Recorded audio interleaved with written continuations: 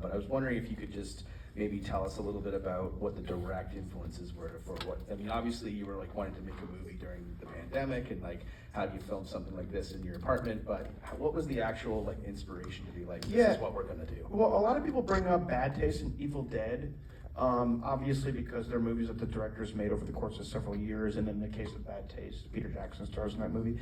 But like, those movies were never an implicit thing where when I was making the movie, I was like, I want to do my Bad Taste or my Evil Dead. That was kind of how I felt about my first movie, and just because of how this dragged out, it became that.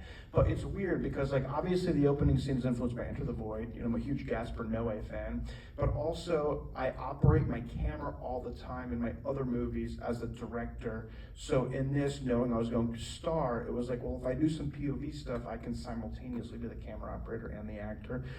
And then that birthed into that, and then that just became influenced by Gaspar Noé inherently. But then there's also this weird thing where, because I made the movie over the course of 4 years, what I would do is me and all my friends would hang out, make the movie, get fucked up, and we would like just screen movies after the shooting day. We would do a double feature, and we would go through directors' filmographies. So like, for instance, halfway through shooting, we did Oliver Stone, and we started at Talk Radio, which is an amazingly shot movie all in one location, and Robert Richardson shot that, and went all the way through to Any Given Sunday.